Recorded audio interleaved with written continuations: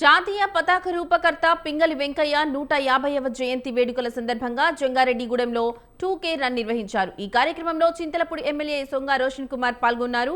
పట్టణంలోని ప్రధాన వీధుల గుండా సాగిన ఈ ర్యాలీలో పలు స్వచ్ఛంద సంస్థల ప్రతినిధులు, విద్యార్థులు, యువకులు భాగస్వాములయ్యారు. పింగళి వెంకయ్య దేశానికి అందించిన సేవలు, జాతీయ పతాకాన్ని రూపొందించడంలో ఆయన చేసిన కృషిని ఎమ్మెల్యే రోషన్ కుమార్ తెలిపారు. ప్రతి ఒక్కరూ దేశభక్తిని పెంపొందించుకోవాలని ఎమ్మెల్యే సూచించారు.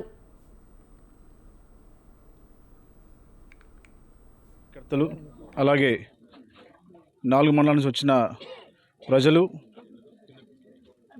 మన భారతదేశపు త్రివర్ణ జెండా సృష్టికర్త అయిన పింగళి వెంకయ్య గారి 150వ జయంతి సందర్భంగా ఈ రోజున ఇక్కడ 2 కిలోమీటర్ల వాక్ని మరి మేము చేయడం జరిగింది.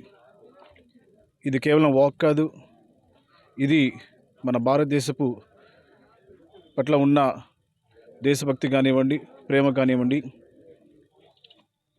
యూనిటీ ఇన్ డైవర్సిటీ, భిన్నత్వంలో ఏకత్వం, కుల మతాలకు అతీతంగా అందరం కలిసి ఈ రోజున ఈ టౌన్లో వాక్ చేసి, మరి ఆనాడు పింగళి వెంకయ్య గారు బ్రిటిష్ ఇండియన్ ఆర్మీలో జాయిన్ అయినప్పుడు బ్రిటిష్ వారు వారి యొక్క జెండాకి సలాం కొట్టమన్నప్పుడు మరి పింగళి వెంకయ్య గారు ఇన్స్పైర్ అయ్యి మనకు కూడా ఒక జెండా ఉండాలని చెప్పి అప్పుడు మొదటిగా మరి రెడ్, గ్రీన్ రంగులతోటి మరి జెండాని మహాత్మా గాంధీ గారికి చూపించడం జరిగింది.